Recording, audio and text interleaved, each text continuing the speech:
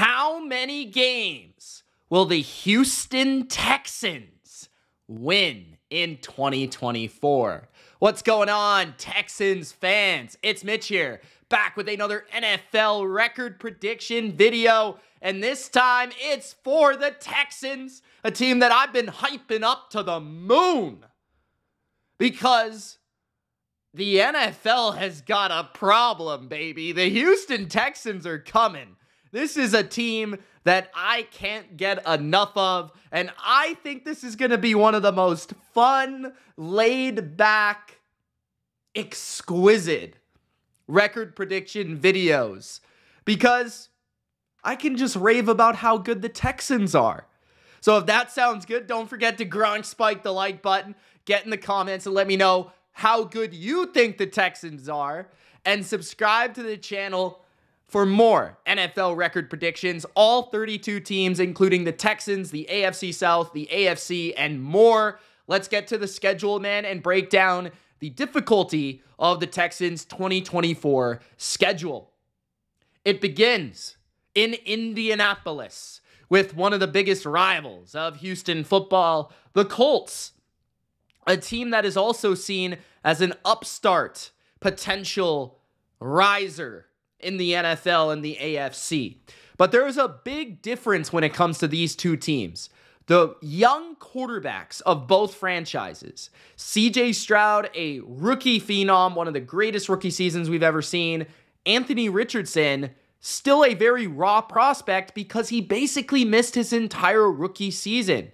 So who has the advantage? Not only are the Texans probably more talented all around and a more balanced roster, but yeah, they have the better, more mature quarterback who will be ready in week 1 of the 2024 NFL season.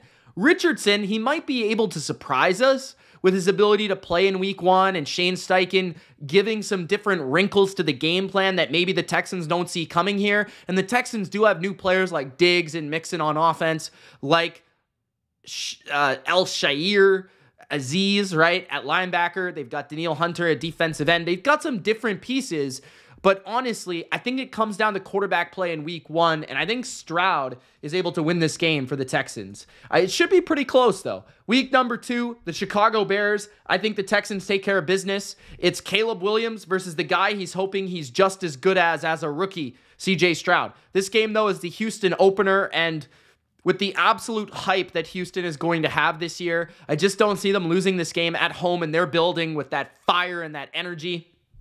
I think the Texans come out and they win it. Week number 3, the Texans at the Vikings. I think the Texans take care of business here. I think the Vikings will rather have Sam Darnold, who's one of the worst starters in the league, or a rookie in J.J. McCarthy against DeMeco Ryans' defense and pass rush. And Minnesota is a sneaky environment to play in. They have plenty of playmakers to deal with, but I just feel like the difference and this discrepancy in the quarterbacks, as well as the discrepancy of the wide receiver talent of the Texans and the secondary of the Vikings, I think is a pretty outrageous difference. So I think the Texans take advantage and put up big numbers in that game. Week 4, they play the Jags at home. I think they win that game. The Jags will give them a good game, but this one's in Houston, so I'm going to lean towards the home team in a rivalry game. I do think that overall, these two teams should likely split the season series just because they're familiar with each other. But Houston, I think, is, again, the more talented team. I mean, I think that their defense is better than the Jags' defense overall. I like the improvements the Jags have made, but I think the Texans' pass rush can really, especially in their home building, be able to get after Trevor Lawrence and make life difficult there. I think that I just trust the Texans' offense more to be in a rhythm with their weapons against the Jag secondary than I do Jacksonville being in a rhythm. Like Jacksonville, the amount of short passes they take and they make and they try, and just that overall running game has been inconsistent. Trevor Lawrence, who will be his number 1 go-to guy? Like, could it be Christian Kirk, but will he be 100% by this point in the season? Will it be the rookie Brian Thomas Jr.? You would think Derek Stingley could match up with him. I feel like the Texans just overall, I feel better about them and what they're going to bring here, especially at home. Week number 5, the Buffalo Bills. This is like the statement game of the season so far, right? Like Jacksonville's a nice little win at home. Like that might be their biggest test in the first month of the season. But week 5 is like real deal stuff. Like this is where people are going to be watching this game. This is Josh Allen versus CJ Stroud. This is a perennial playoff team. This is the AFC East champs. This is the Bills, right? I think the Texans win this game because they get up for it. I think, the Bills are limited at wide receiver. They don't have great skill talent. The Texans have far superior skill talent. I think their offensive lines are about even. I think their defensive lines, the Texans have a better one in my opinion. I think the Bills maybe have a better secondary, but when you break down the teams, I just think that Stroud has a lot more around him this year. I think the ability to run the ball in Buffalo will be prevalent. I think the ability to play action Buffalo in the middle of the field will be also pretty evident. So I think Houston wins this game by staying balanced, by running the ball, by keeping Allen on the sidelines. And I think DeMeco will have enough answers as well as a pretty solid front four to pressure Allen to the point where they won't get torched on that side of the ball either. So I think the Texans will come out with a statement there. Then week 6, they play the Patriots. This is potentially a nap game. Like they could potentially fall asleep at the wheel after 2, nice wins against Jacksonville and Buffalo at home. And then they got to travel to New England and potentially a rainy or a windy or a cold game. That could be a potential slip up, but I just think the Texans are way better on paper. Now, I will say this is the best defense that the Texans will have played so far. So if you're looking for a matchup that the Texans, an offense versus a defense, it doesn't get much better than the Texans offense against the Patriots defense, especially in New England. So that's a good matchup to watch. I think, though, the Texans' first loss will come against the Packers in Green Bay. They could lose to Buffalo. They could fall asleep against New England, and they definitely could lose to Jacksonville as well. But I think their first loss will come against Green Bay. I think even Indy, they could lose that game. But ultimately, I'm going to have them undefeated until week 7, where they go to Green Bay outdoors, a dome team going outdoors. A familiar coach in Matt LaFleur with their offensive scheme in Bobby Slowick and the defense of DeMeco Ryans. I feel like the Packers kind of have been trying to steal that DeMeco Ryans defense with their recent hire of the defensive coordinator, going to the kind of the 49er lineage there. Then I also believe that the Packers are that NFC Texans. They're like the upstart, potential, high upside NFC team that everyone wants to believe in this year.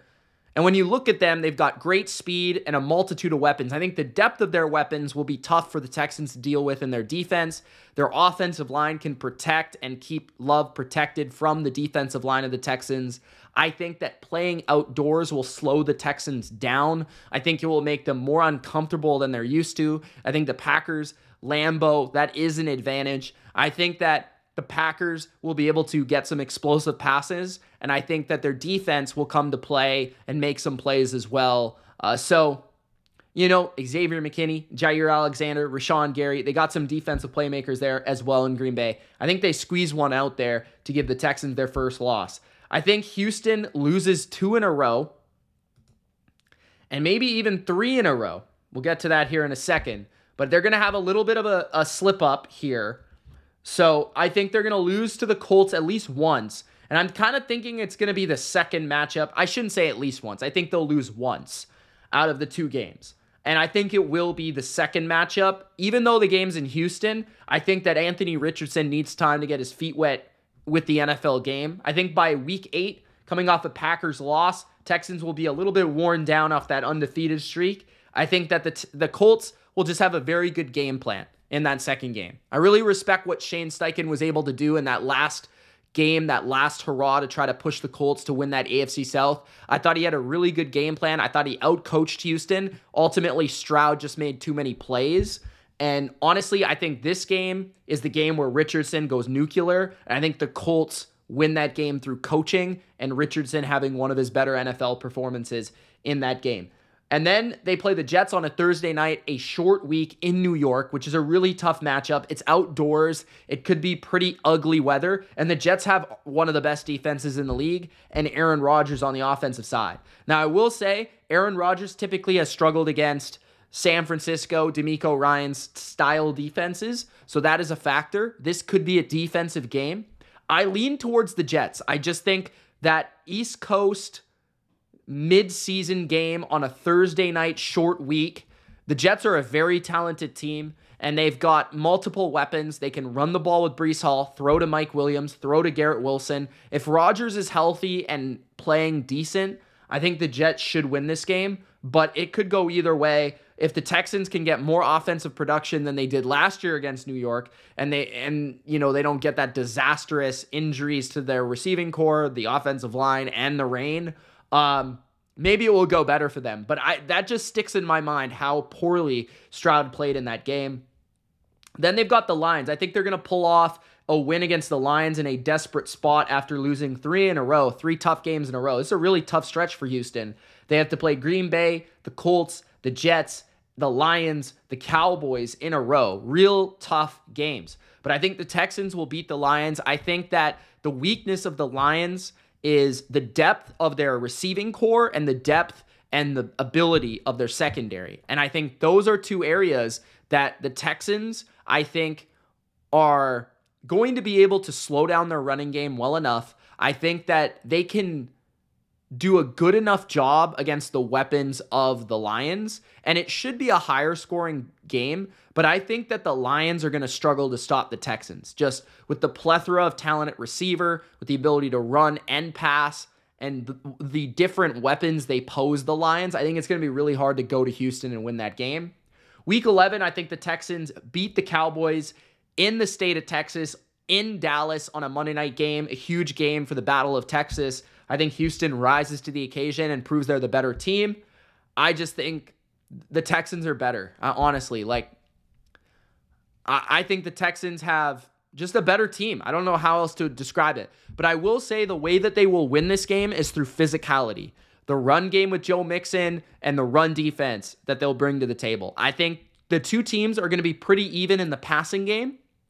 But when it comes to the running game, when it comes to toughness and grit, I think the Texans are superior. Then in Week 12, they play the Titans at home. I think they'll win that game.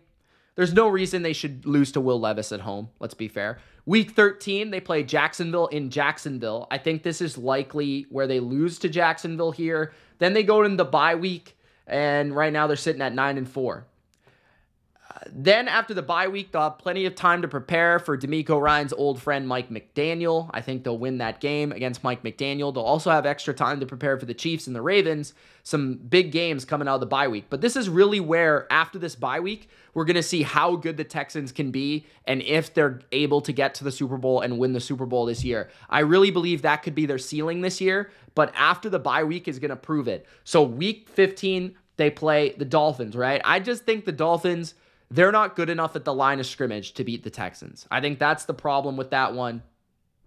I think the Texans, especially in Houston, in their building with their crowd noise, should be able to pressure Tua and get after him. DeMeco will have a good plan for that offense. Then Week 16, the Chiefs. I think the Texans walk into Arrowhead on a Saturday night and beat the Chiefs, the Super Bowl champs.